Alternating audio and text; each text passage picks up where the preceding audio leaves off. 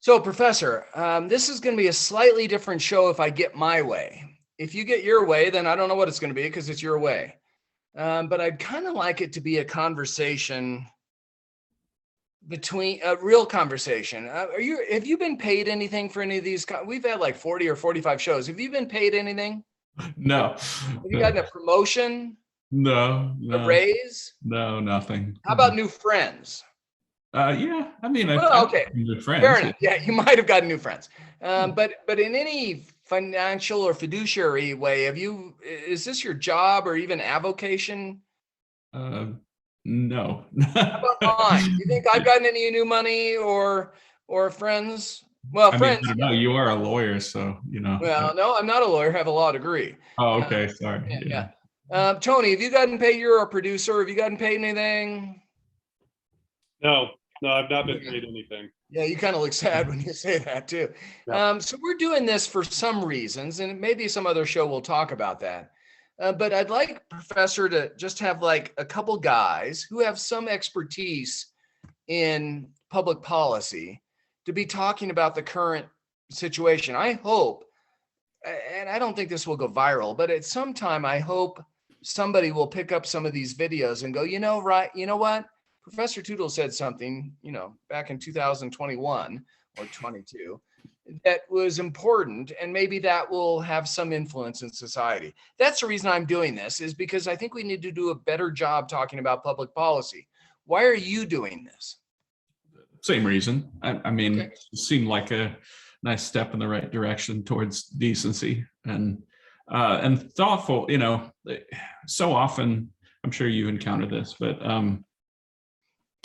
it feels like people are wanting you to play some sort of role in their life, like they have some sort of play that they're acting out, and they just need you to be a role, to be the other actor, Yeah. And this is some sort of predetermined thing that they're playing out.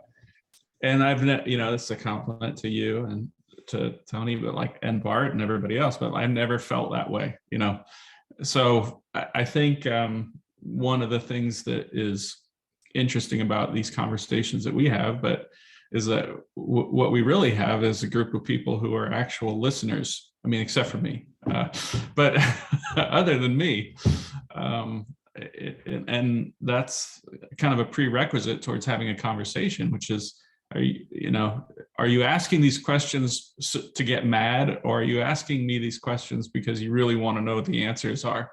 And right, are we really going to, learn something and, have that little bit of friction that allows us to move forward in a constructive way? Yeah. Yeah. So we're pretty much aligned on that, which is why this seems to be working, that we're willing to volunteer, I don't know, 40 or 50 or 60 hours over the course of a year or so. And it's not a lot of time, but it is some time. There's some dedication and commitment and resolve to keep doing this. So thank you, Professor. So I've got a really big picture. You get to decide. It's a democracy of one, or maybe it's a dictatorship because it's a democracy of one. You get to decide whether we talk really big picture, Supreme Court, President, Congress, federal level stuff, Constitution, or micro, special district. Contemporaneous within the hour of it being over. I don't know what that was. Special district, local government, humanity, neighborhood, personal. I hope to talk about both. Which do you want to start with? I don't care. I don't know where you're going with either of these things. Dictatorship. What do you want to talk about? Let's just go with number one first. Number one, federal government. Why the heck, and I get the First Amendment stuff, but why the heck, this is the reason I wanted to do this conversation. Why the heck do a multitude of media talk about polling of the popularity of the Supreme Court? I'm sorry. I don't care if the popularity of the Supreme Court is at 0. That is not the role of the Supreme Court to have popularity.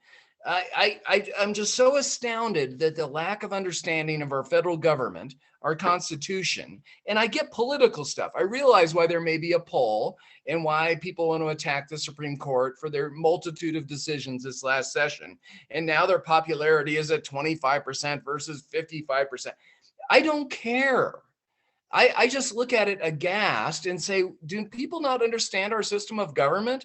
Who cares what the popularity of the Supreme Court is? Give me a reaction to that. That's why I wanted to have this conversation. Well, the first answer, the reason why it exists is for the same reason that, in free media, you'll always see these like top 10 reasons why, Tom Cruise is awesome, or, Sure. top 10 Beachbody fails or whatever. Like it's something that generates interest when it's phrased in a salacious way. So that gets the sort of how out of the. Sure, fine. However, but it's actually hurting our society by talking about it. Yes. Okay. Yeah. But I'm sure that each of those media entities would simply say, we exist in order to make money, and we don't care if it's hurting the country in order to do this. Fair enough.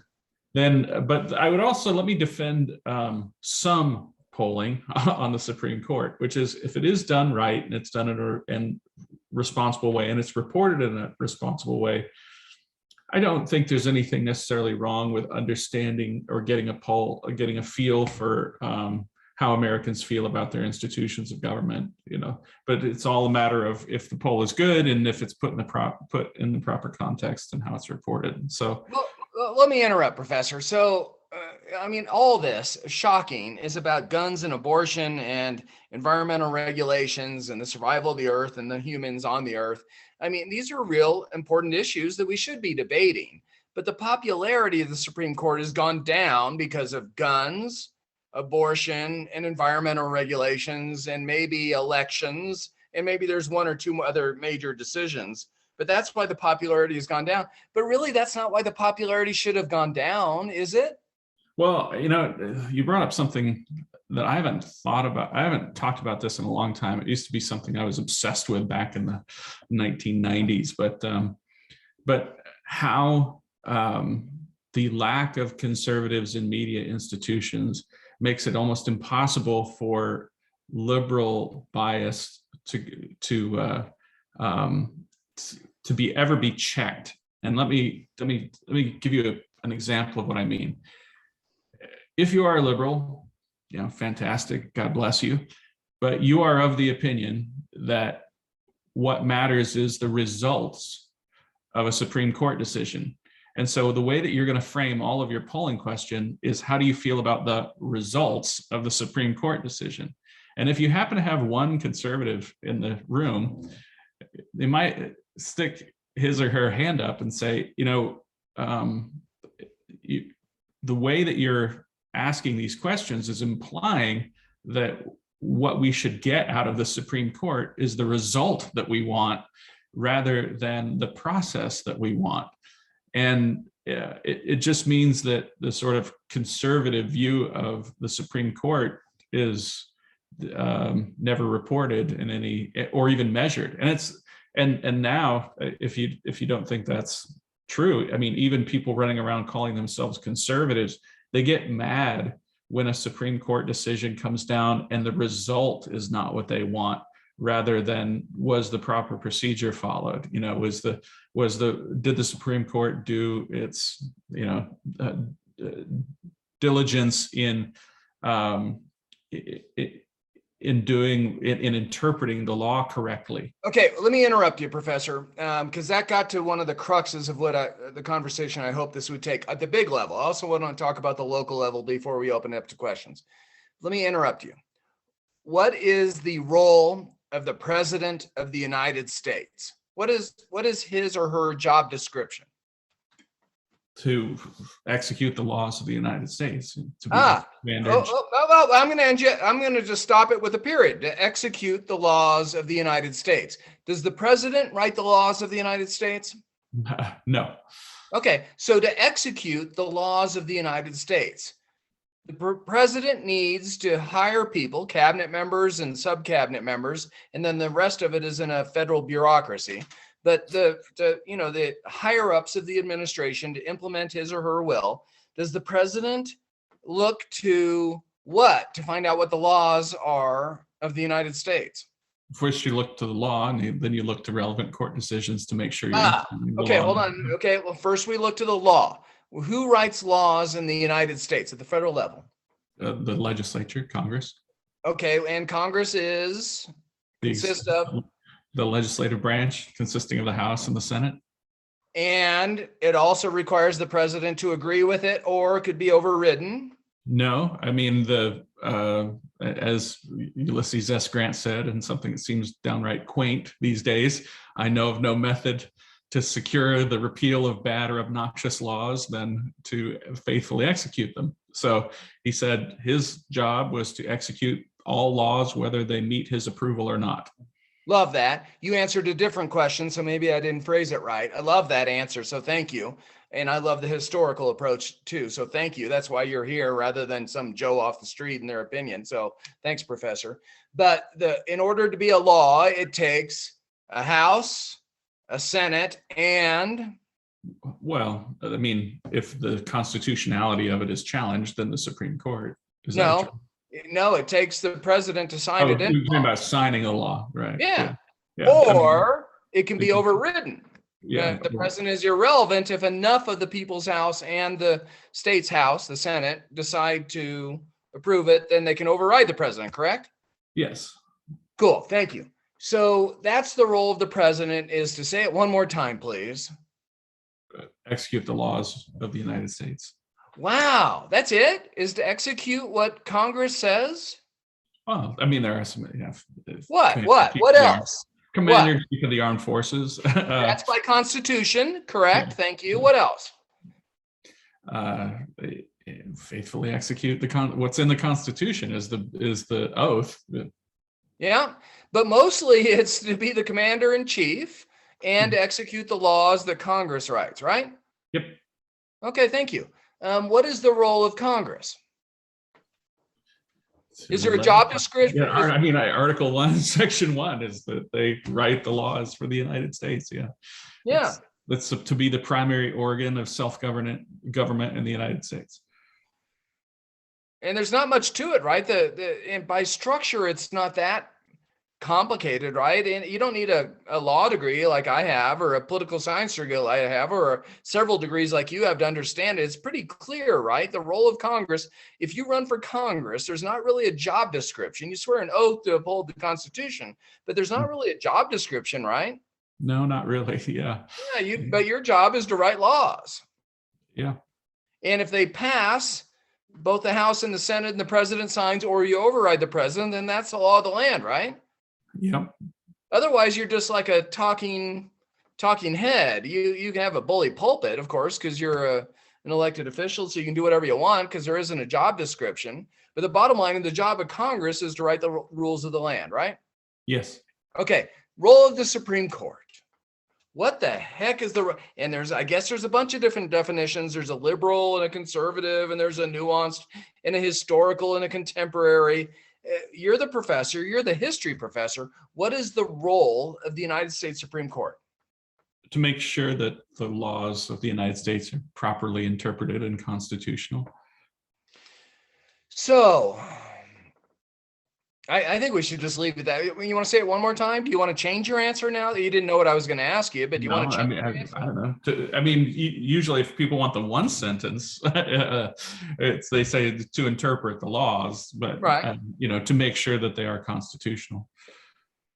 So tell me what all this hubbub, and I don't mean to be disrespectful. I mean to be really respectful, actually. I just think we're heading down a path in America that's a huge mistake. People say that, these judges are biased. They've been selected by President Trump, which it's so clear on the record that I don't like the former president. And I stopped the political party. There's nothing I like about, there's some things I like, but taken as a whole, the former president is repugnant to me as far as constitutionality.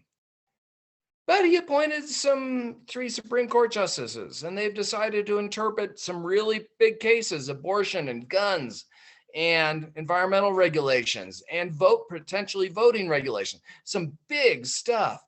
But my more liberal friends are saying they're biased, they're political. They've sworn an oath to whoever this former president is, and they're not loyal to America. This is horrible. Throw out the whole system. Either put in new stuff or change the composition of the Senate or change voting. They want to throw out all sorts of stuff because they're angry at who's on the current Supreme Court. I think that's a horrible mistake for liberals to be making. I think if they want to be advocating a change in abortion or guns or all sorts of stuff, then they have all sorts of means to do so through the political system. But instead, they're attacking the system itself. I'm kind of getting to the core of what I wanted to talk to you about historically. Is the Supreme Court just a political animal now? I've given you a couple things to hang your hat on, but you can choose to take those or any other. Are they just patsies for the former president? No, that I can answer pretty clearly. The answer is We'll no. talk about it then. Well, President Trump is not a smart person, and he more than anybody else was frustrated because he thought that the Supreme Court, again, because he's not a conservative, he believed that the Supreme Court would be results oriented and give him the results that he wanted, and the fact that none of them did should indicate that they weren't simply patsies for him. I don't think there's any evidence to suggest that the members of the Supreme Court are. Well, but do you never listen to NPR? Do you never listen to liberal groups? There's a variety of sources.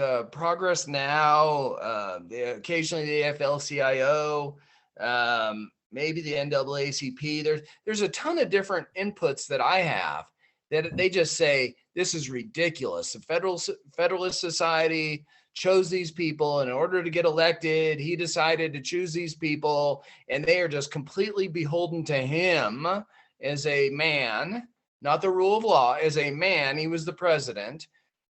And we've got to change the system. We've got to have term limits on federal judges, or we've got to have a different process for selection of the federal judge. I'm hearing all sorts of crazy stuff.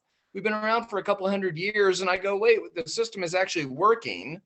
Why are you so mad at blank, the former president, or the Federalist Society, or conservatives? Really, they're doing what they should be doing. The president, I'll take exception to, and you've already alluded to, he's not a conservative. What should conservatives and liberals be doing in this current environment, Professor? Well, there are some elements of true statements in that there is an entity called the Federalist Society. And I guess if I were a liberal, there are a lot of lessons I would be taking from this. The first is that the reason the Federalist Society was necessary was because liberals had excluded conservatives from legal cert, all the official institutions of the practice of law in America. So they essentially had to found an institution outside of the universities and any legal institution in America. And it's what happens when, conservatives have the same thing has happened in media and in academics as well. And so if you want something like the Federalist Society to not exist, don't drive conservatives out of your institutions. And by the way, just a place marker. I want you to keep going. So remember your thought. You got it? No, that's okay. As a placeholder, isn't that how our very system of government was set up? To have checks and balances on different human desires, whether it's the president or somebody who runs for Congress or it's this, humans are, I actually believe they're pretty good, basically. But boy, they can go astray and they can take power.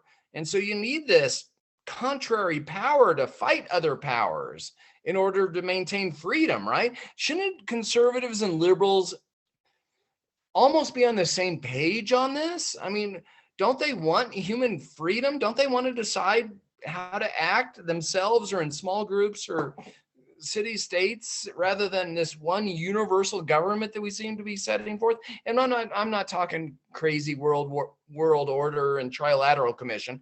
I'm just talking about, do we want some monolithic one size fits all government across all of 330 million people in 30 states and territories? I just don't get it. It seems like we're arguing contrary to our own purposes. Well, I mean, I That think was just a placeholder. You can go wherever you want now, Professor. Well, I look at it this way: is that part of we have to convince people that the goal is to live in peace, and in order to live in peace, we have to live inside a system of ordered liberty. And to use a kind of sports analogy, I think of it like the rules of any game. I don't know what's your favorite sport, John? Well, I like to play soccer, but I like to watch football. Okay, so there are rules to professional football, and once they're set, everybody agrees that these are the rules to football for the next season. And then at the end of the season, the rules committee gets together and changes it. But during the course of the season, who wins and loses a game is set by this rules committee.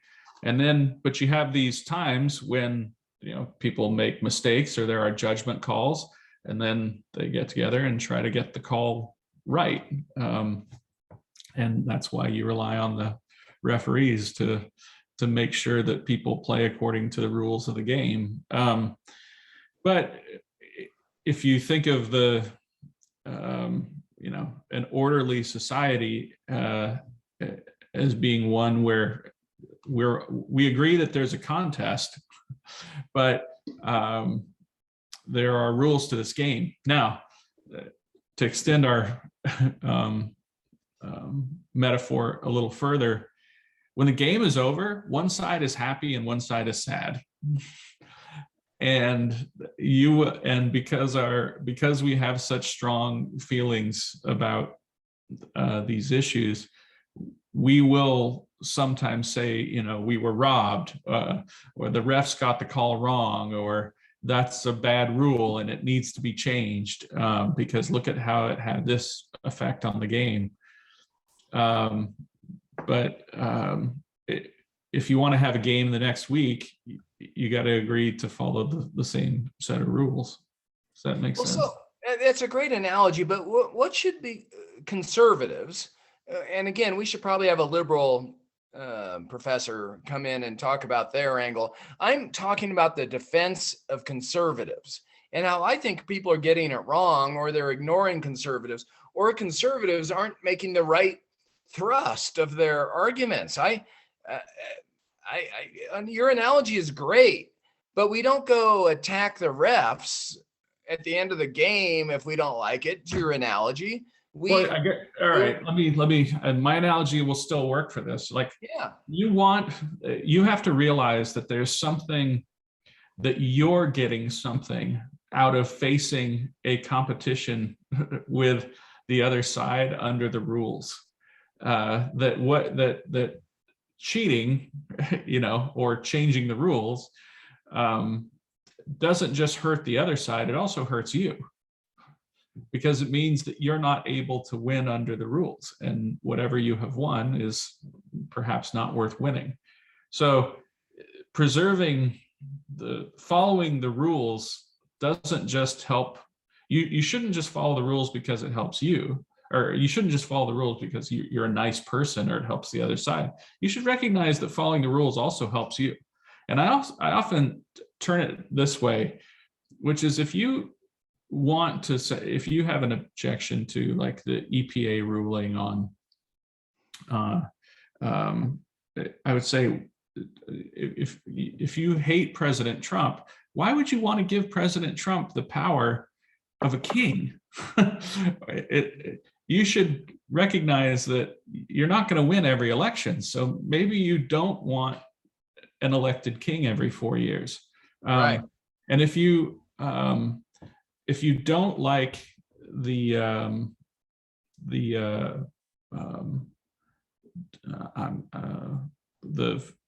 free Abortion, speech, guns, the Dobbs decision, do you want to hand to the federal government the power over abortion? Is it more, do you want to give Donald Trump, the power to decide this stuff without Congress and implement it without any say from, the government that operates closest to you? Do you really want every single issue decided on the national level by someone with the powers of a dictator? Because you should realize that there's a downside to that. There's a long-term downside to that, because if you give someone the power to shove your beliefs down somebody else's throats, you're also giving someone else the power to shove their beliefs down your throat. And you might not like it if the other side wins an election. So Professor, let's get to brass tacks now. Most Americans apparently care about the result, not the process of how we've survived for a couple hundred years. And I get that. And we all have tendencies to want the result we want. I understand that. So you may have, and I have no desire to have you read my Facebook posts. I mean, there's more important things for you to be doing in society than reading my Facebook posts. Let's talk about abortion for just a second. I generally, or almost absolutely, but that's not quite true, generally is better, want the lowest level of government to decide. And in my mind, as a conservative, that's a individual human being, namely a mother, and I want her to decide. So in other words, I'm pretty far out left in today's words, but pretty far out, pro-choice, local government, let somebody decide their own body. But I realize that there's more it takes two to tango. There's a man involved in that. And maybe the next level of government is a man and a wife, or a spouse, or boyfriend, girlfriend, or partner, whatever. And then neighborhood, but an HOA is not going to be involved in that issue, but maybe a city. No, a city's not going to be involved in that issue. But yes, maybe the state legislature has some role involved in that. I'd prefer that government not be involved in that. I'd rather it be down to the individual and family, but I get it. And then finally, the federal government. So in other words, I'm pretty pro damn choice. But I realize that the whole country isn't like me.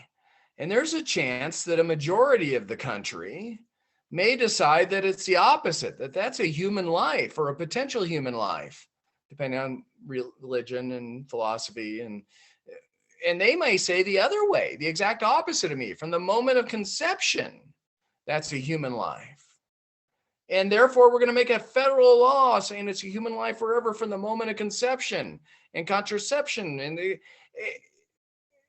So what we're asking for, our framing is wrong. I'm suggesting that we want a one size fits all at a huge 330 million people across a continent saying this shall be the law of the land, made up by 5 men previously and now a couple women, but the 5 men made that decision and now it's reversed. And we can do the same thing on guns or election procedures. And I'm thinking that conservatives are making a mistake. And so are liberals. We're all arguing about the wrong thing. We should be arguing about what maximizes human freedom. I'm giving you lots of handholds to take wherever you want. And I know you and I differ a little bit on these issues, or maybe a lot, I don't know. But the bottom line is I want conservatives to have a better voice in American public policy, and I don't think we're getting it. So that's almost my last question, except for a local government experience. Is there anything that I've said that you can hang your hand on historically to say, hey, John, I think you're wrong, or no, that's a good point, or yes, we should consider? I don't care what you talk about. Professor, react to my concern about where we are as America. I guess something I thought about in the last week or so might apply here, but I've heard people say that one confusion that Americans have is that they believe that somehow our Congress is supposed to be like a parliament. But that's not really the way our system is set up. It's our state legislatures that are supposed to be our parliaments, not the Congress of the United States. The best way of, what the Supreme Court essentially did in the Dobbs decision was punt on this issue and say, because there's nothing in the Constitution about abortion, we are going to stay neutral on the issue and return this issue to the people and the states. By the way, is it possible, Professor, and this just is a quick side, is it possible that the individual opinions of the majority of the Supreme Court has an opinion on abortion one way or the other that also weighs in? I mean, is it true that could be true, that they are against abortion? But is it also possible true that they procedurally think that it's not in the Constitution, so therefore we're going to punt? It can both be true. Yes, because every human being has confirmation bias. So Supreme Court justices are not immune from humanity. They are human beings. But if they wanted a constitutional ban on abortion because they personally believe that abortion is the taking of human life, then presumably the Dobbs decision would have been a constitutional ban on abortion. That's right. Nationwide, right? Like if that's what they were going for, and that they were going strictly based on the results of what they wanted, that's what they would have decided. But why this little part of the conversation, is this portrayed in media? Have you heard it? I look at the New York Times, I look at the Wall Street Journal, I look at Progress Now, I look at the Dispatch, I look at all sorts of stuff, but I don't see this talked about much in society. Am I missing it? Yeah, I mean, if you listen to advisory opinions, if you read David French and Sarah Isgur on the Supreme Court, they discuss this. SCOTUS blog, the Volokh Conspiracy, Reason Magazine. Who reads all that? That's a 10% of society. It's a rounding error. It's hundreds of, I mean, but I'm just saying, you can find that level of commentary. It's out there. No, barely. Okay. We're almost done. I'm so sorry to jump around a little bit. We could do the same conversation with guns or election law. What else am I missing? There's a couple of major immigration. I guess that was one of the examples that really made me, this really hit home. We were talking about the environmental decision and the immigration decision, and separately, I happened to read articles about both where people were acting like this is going to destroy the environment, but this is deciding something. It changes nothing, because the coal plants all met the standards 20 years ago anyway, and the standards were never implemented. It was really a decision about how rulemaking can take place. So when you see it reported as, oh, this is going to have this terrible effect on the environment, you're like, they didn't reverse anything in terms of it. There's not a single, it didn't change a single thing when it comes to polluting coal plants, and the same goes for immigration. People talk about like, oh, under Trump, the border was closed and now we have open borders, and the Supreme Court decision is so cruel. And you realize that, the difference between the Trump policy and the Biden policy really involves something like 1,000 people. It says nothing about the tens of millions of people who are affected by our actual immigration policies that aren't working effectively, and the tens, if not hundreds of thousands of people who are directly affected by the policies that Biden and Trump agree upon and Congress fails to act upon. So, this idea that somehow the real world effects are that different, or that's simply not true. Yeah. And I guess advertising and media buys and it's just forcing us all to be taking the extremes, and very few are interested in kind of what we're talking about. Let me switch gears for just 2 minutes, and then we're going to open up the conversation. So get ready, Lorraine, Bart, Tony, Ben. Last thing, and I gave you the choice. You wanted to talk about federal policy, legislature, courts, executive. Let me go down to local though. So my mom, as you know, has been ill for a couple weeks, and she's been home for a week, but she was in the hospital and rehab. And I the reason I look the way I look is because I went for a long trail run, and then I went over and watered my mom's plants right before, just like 2 minutes before we went on air. And the Denver Water Board special district says don't water after 10. I get it. It's hot in Colorado and we live in a semi-high altitude desert. I get it. But she has Kentucky bluegrass and some nice flower gardens, and I'm watering, and I went after 10. So this is prima facie evidence that I violated the law. So Denver Water Board or state lawmakers or federal government, who come after me. So the law says you can hand water, but anyway, I'm kind of hand watering, kind of leaving it there.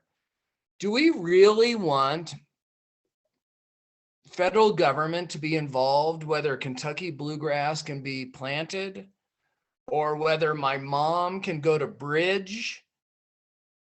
She could go to Bridge. She did, but she can't get Medicare. She's 90.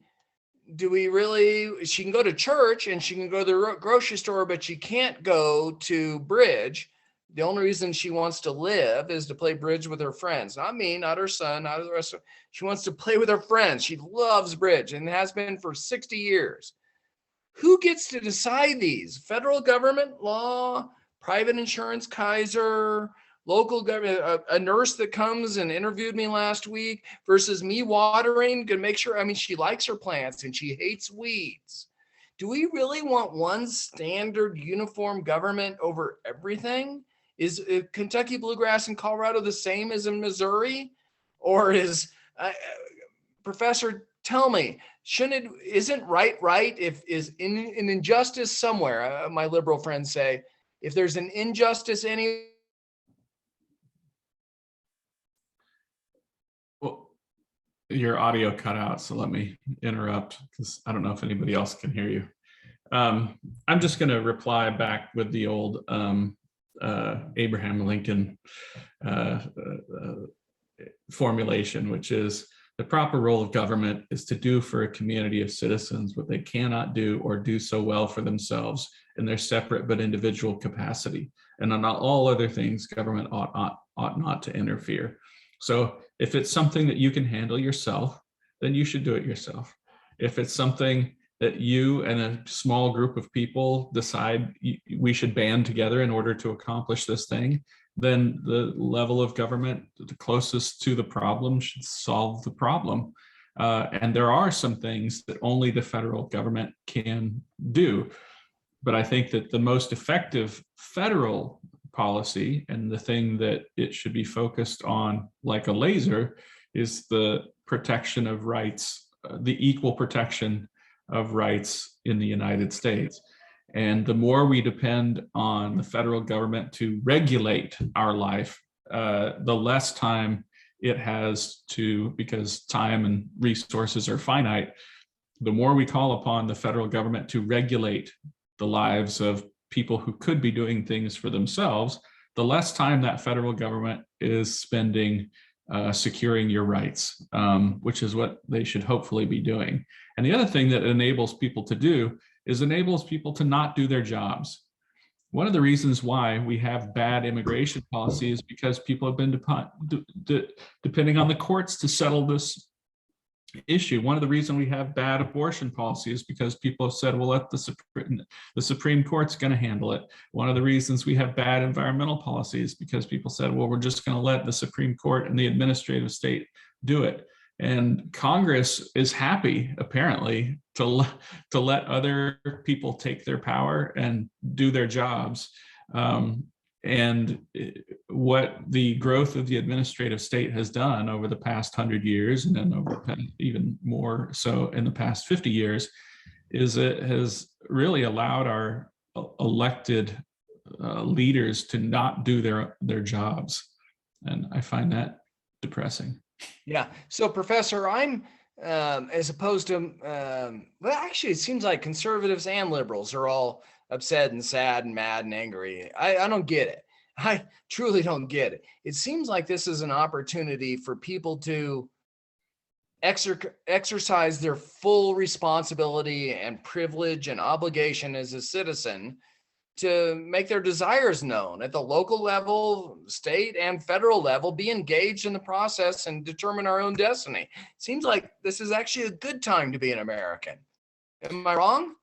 You're not wrong, but I've met with two people running for local office in the past couple of months. I've had 3 meetings with different candidates, and one of the things that just becomes crystal clear is how much regulation is a subsidy for bigness. If you want to run for local office, just keeping in compliance with and it's people act like you need money in order to suck up to big corporations. No, that's not it. You need money in order to stay. The big corporation you need to fear is the federal government, because they have unlimited resources to prosecute you. When you need to hire a lawyer in order to run for office, that means that running for office is going to cost $15,000 or $20,000. And if the federal, it's easy for us to sit back and say, well, people should run for office, but it has become so expensive because of the regulatory requirements of running for office that it's very difficult, at least in California, maybe other states. And so maybe it's changed in the last 25 years. And so I agree. It's been 25 years since I ran for office. But the bottom line is you go out and you hang your shingle and you put up a website or now Facebook page or whatever, and you ask for $5 or $10 donations and you write it down and you report that to the Secretary of State or the local government. And the bottom line is if you do that, you're not going to get in trouble. I'm sorry, Professor. Now, maybe it's changed. That's what I did when I ran for office, but maybe it's much more complicated. You're probably talking to Congress people or governor. No, it's just city council, Oh. These are elections where 2,000 votes wins. Yeah, but Professor, when I ran for the Charter Commission, and admittedly, this was 22 years ago, the city clerk sent me a thing that said, you've got to report your funding and whatever. And I reported back, no, I've accepted no money and I'm spending no money. Well, you got to file a form. And I said, no. And then like a month later, she goes, you got to report. And I go, I've accepted no money and I've reported no money. No. And, so the bottom line, I get your point, but the bottom line is unless you're being nefarious, you can do what I did, and maybe it's changed in the last 22 years, but you can say, no, here's my report, or, there are a lot of games and gimmicks these days. And I think we're all getting involved too much in these games and gimmicks and political consultants and stuff. I'm telling you, I think if you're doing the right thing, most of the time, you're not going to get some penalized. Am I wrong? You think I'm wrong? Maybe it's changed in the last 22 years. Well, it's just very different in big states versus medium states Well, versus. yeah, your legislature is like Congress people. California is a different beast. I agree. Okay, So we've gone way too long. Tony, Ben, Lorraine, and Bart. I'm advocating that conservatives need to be defended, and better, they should be advocating in a better way. And I know the title was Defense of Conservatives. And I meant to really say, no, conservatives should be advocating for what they believe in better than we're currently getting in today's world. So anyway, you can take this entire conversation wherever you want. Tony, Ben, Lorraine, or Bart, jump in and ask the professor a question. You do that by taking yourself off mute or raising your hand. Bart, you're trying to figure it out. How old are you? All right. No, I was waiting to see if anybody else would unmute first. Yeah. Fair enough. Bart, you're up. Ask the professor a question. Okay. John, as to your point about how people are advocating, conservatives particularly, I think it's not just conservatives. I think conservatives and liberals with a big L, because I don't consider myself really a liberal with a big L. I'm sort of a classical liberal, with a small c and a small L. And I do have probably more big L liberal tendencies than maybe anybody else on this, on the platform today. But, I think people on both sides need to advocate differently. And the professor's points about knowing which branches of government to use for anything are very, very important. John, you can go back to, 25 years ago when, we were involved in creating a city in Colorado, and talk about a complex activity that was really complicated. We ended up using all three branches of Colorado government to do that. And I think we did it because we knew how to do it. And I guess my question maybe, Stephen, to you is, do you have any suggestions for the type of curriculum that should be in public schools and maybe even in private schools to teach kids how the government works? I mean, it's all there for you. The Bill of Rights Institute. There is no better resource for teachers, and the more people who could get, Bill of Rights Institute just has this very basic curriculum, age appropriate for every grade, on how government works, and it's fantastic. And I've said it's good enough. I feel like I spend most of my time in college teaching people the stuff they should have learned that we think that is being taught at the lower levels. But just Bill of Rights Institute curriculum is nothing but, all this kind of level of government stuff. Just basic civics education. And the more school districts that adopt it, the better off we would be. And I feel pretty strongly about the strength of their curriculum. I remember I was doing a teaching seminar for them last year, and I remember looking at the inside of one of their brochures, and it had this graphic showing how the government works. And I thought, this is all I do. Here's one graphic describing what I spend my entire life trying to teach people, this is how, this is what, anyway, Bill of Rights Institute, anybody can look it up and look up the age appropriate curriculum. Follow-up question, Bart, or I have one? Go ahead, John. Okay, so Professor, I met with the executive director of the Bill of Rights Institute in DC about 7 years ago, and agreed, very impressed.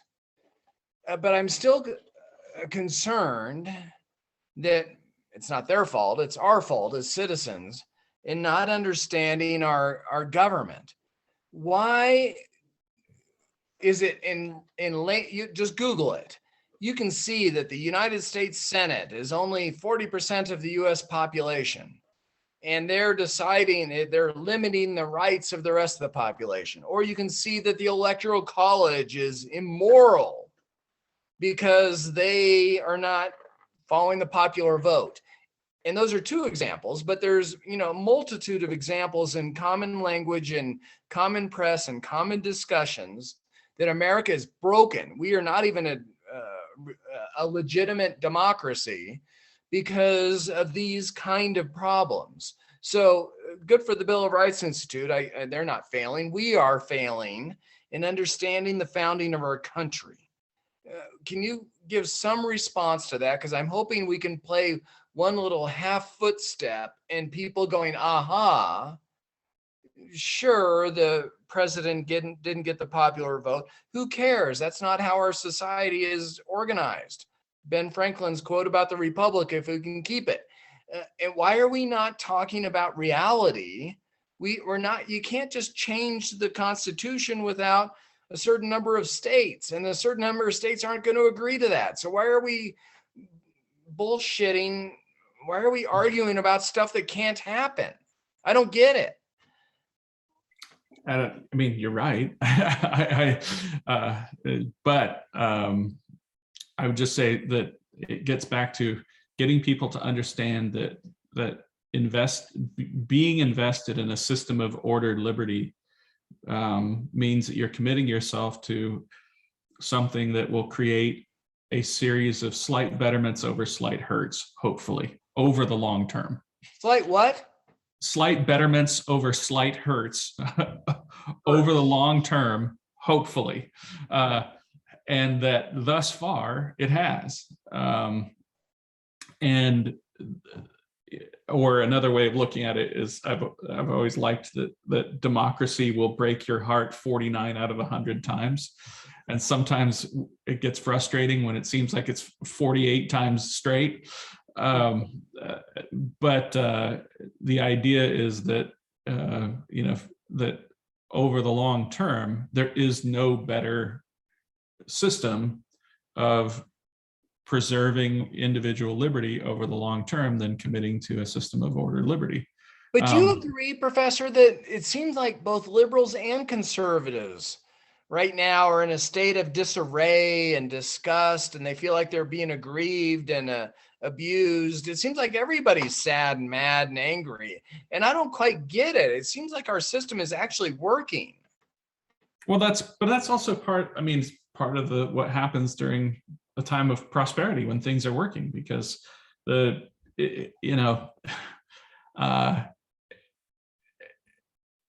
when we face challenges, when Russia invades Ukraine, everybody remembers, oh wait, this is what's important. Like we're not Russia, right? And that this kind of thing does still happen in the world, but we find it perplexing and confusing when we're confronted with the way the entire world used to work. So well, go ahead and emphasize that. How did the whole world used to work, and still does in much of the world today? Yeah, whoever was strongest got to do whatever they wanted, and would use violence in order to accomplish whatever goal they wanted to accomplish. And it's only during a time of crisis that we find out, that we remember, oh wait, we do actually agree on all the big things. But it's during a time of relative prosperity that you have the luxury to care about the small things, or to be offended by the lobster laws of Maine. Yeah. Professor Anderson, no, sorry. Mayor Anderson, I think you have a question. It's not a question, and does somebody else have a question? I was going to make some comments about the discussion. After the first shock of what the Supreme Court has done over two issues, which was abortion and guns, it seemed to me that, and maybe I'm missing something on the gun issue, that they struck down a New York law that somehow meant the Second Amendment allowed everyone to carry a weapon. The second one, I have come to agree over the whole abortion issue. I do think it is a states' rights issue because it can be decided through elections and who you elect to represent you. So and oh, by the way, we live in Colorado, so I feel like I have some autonomy over my own body, which apparently is not true according to the Supreme Court, but perhaps I missed something there. Men don't have that kind of regulation over their reproductive system, unfortunately, in some cases. But I think that local government is where you live every day. And it's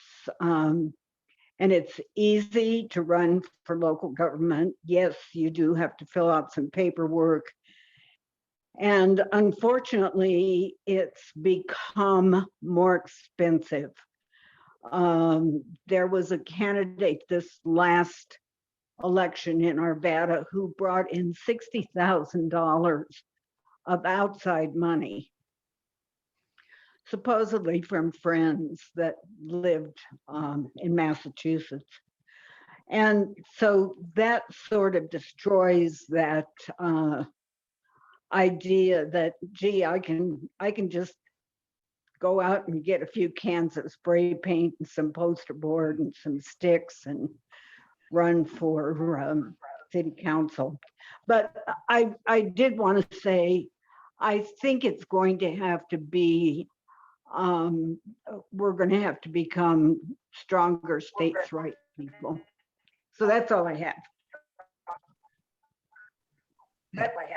Well, so you're advocating conservative arguments, so that somewhat surprises me, which I'm thrilled by, and not surprising that you're a local government official advocating for that. And I'll ask a follow-up question, Professor, depending on what your reaction to the mayor's comments are. Oh, I try not to use the term states' rights just because it's, for many years, it was a code for white supremacy. But and I never knew that until a couple of conversations ago. I never knew that. I used states' rights for 25 years of my career. Yeah, it was, but it was part of the legal argument that was based. I mean, it's just basically a lie that somehow the Civil War was a fight over states' rights, which is an impossibility because Southerners weren't fighting for the rights of Northern abolitionists to they weren't fighting for Northern states' rights. It was just something to give slavery a pass. But my other reaction is that in all of these issues, it's about reminding people of our commitment to pluralism. You can't there is no one size fits all policy for any of this stuff. It goes back into this churning system where it gets kicked around between levels of government. And now we have regulated our way into where where government is interfering with our lives a lot because we have chosen that. And so, I mean, you mentioned earlier that the one way you can sort of self-opt out. You can just say, I'm not going to participate in any of this. But that's not a solution that works for everybody. That's the solution.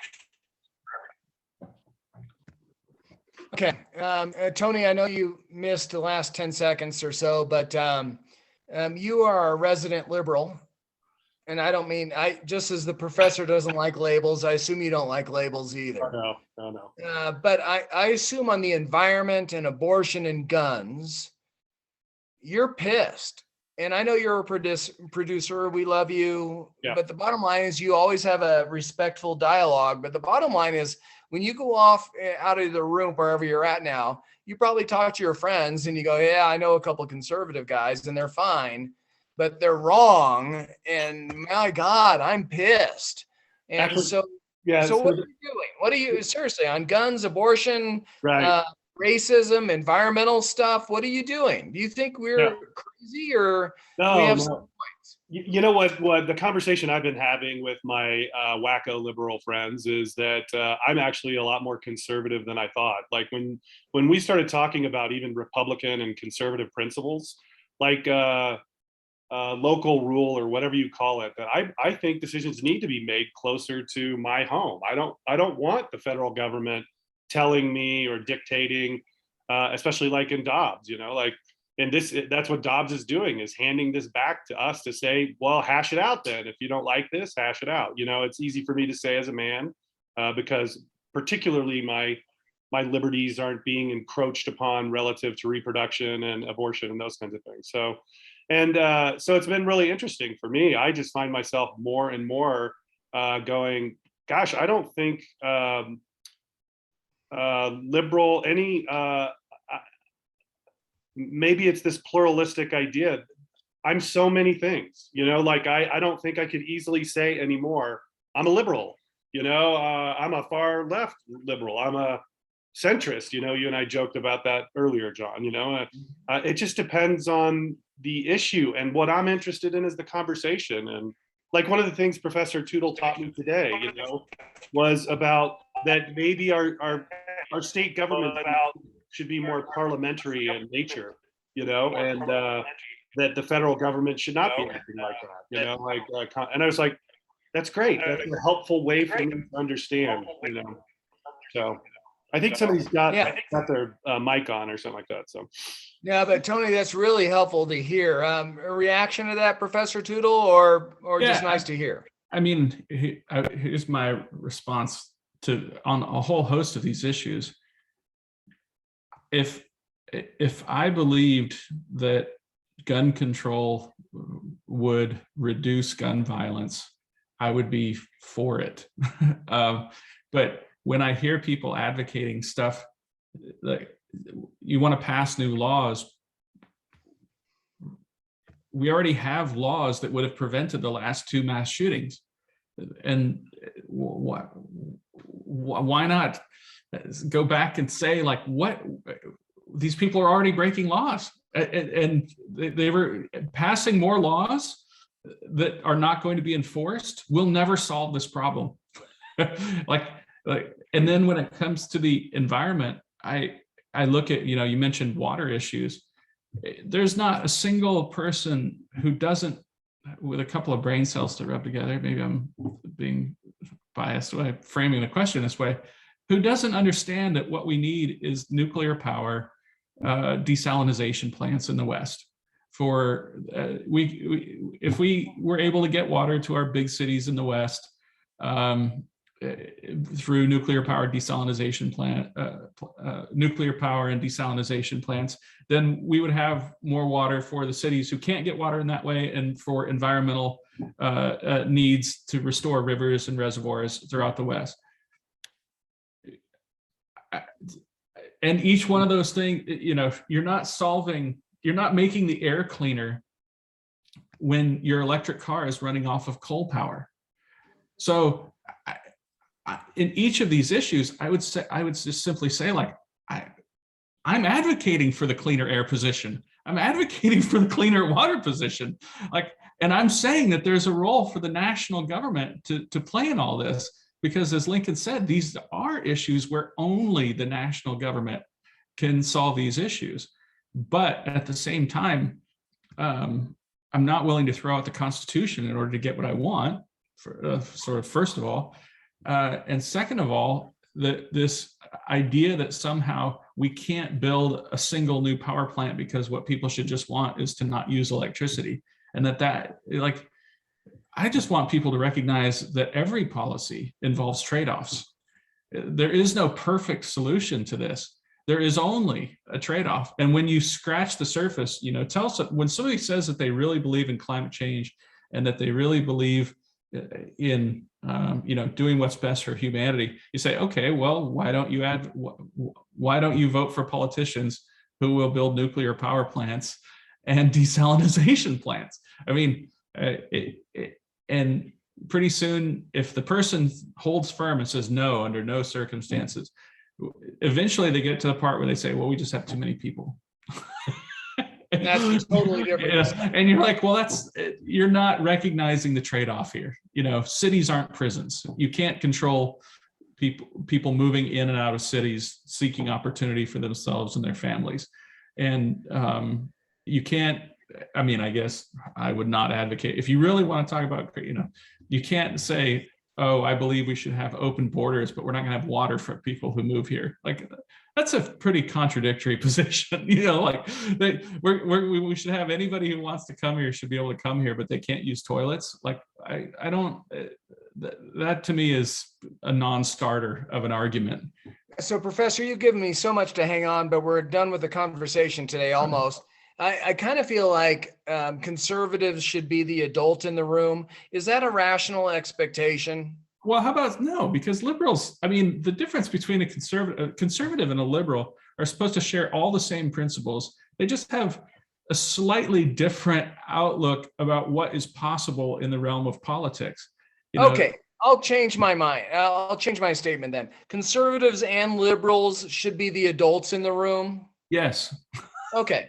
Cool. Good. That's actually more helpful because that gives somebody just to say some obscure, inflammatory, weird thing and have it stick and get a bunch of likes and get media about it.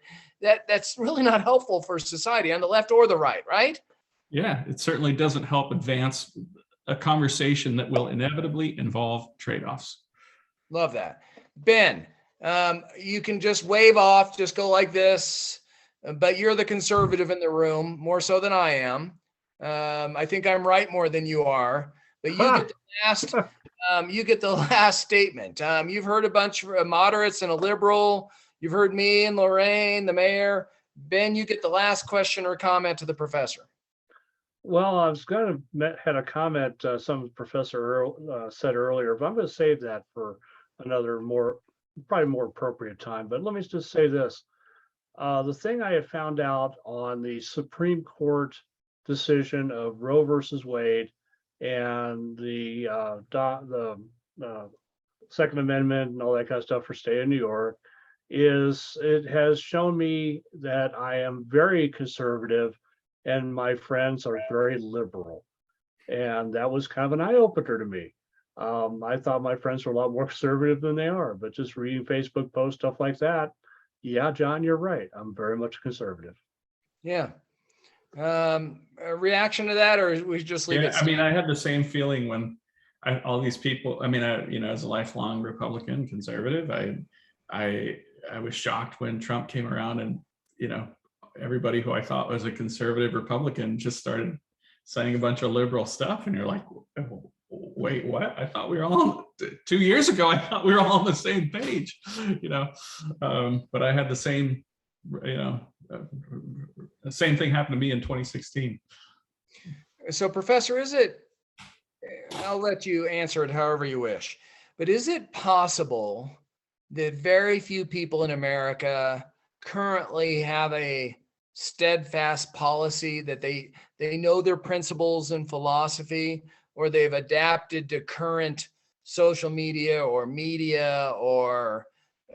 right now we're in a state of flux, that everything's in a mess right now. Is that conceivable? Yes. Yeah.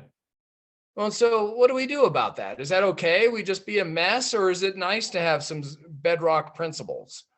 Well, we don't really have a crisis of the American people. We have a crisis of the American elites. So I don't know that, blaming the American people generally is, pretty counterproductive. I think most people are perfectly able to prioritize their own lives without my input. Well, but you're talking about in a daily life stuff. You're talking about they're raising their families, they're working a job, they're doing some sports or hobbies, they're living their life. I mean, and all that, they don't need to be criticized or critiqued. I agree. But when we're talking about federal government policies, do they have a consistent philosophy? And so I'm critiquing just a small segment of their life, 5 or 10%. I mean, I guess if I'm, as a conservative, I would say that one of the things that has eroded American society is the now common cultural phenomenon of every time a sparrow falls from the sky, we immediately look to the president or the federal government. And I would say that's probably a bad social trend if you're somebody who believes in human freedom over the long term. Yeah. Professor, you've hit on one of my main themes, and I'm so appreciative of that. I truly think we need to look for our local city council or county commissioner and then state legislator. Well, first yourself. Love that. Cool. We're on the same. Love that. Completely love that. Brilliant. Let's end with that. We're 12 minutes over. Any last comments, concerns, questions? Team, raise your hands. Do know you're good. All right, Professor, hopefully this has added some insight on how most people in America are actually conservative, but they don't know they are. Wow. That's a premise of mine. They actually are. They may claim they're a Democrat or a liberal, but they're actually not. Well, there's an old conservative saying that all we need to do is to get liberals to preach what they practice. Fair enough. Let's end with that. All right. Thanks, Professor, for your time. We're going to stop the recording, Tony.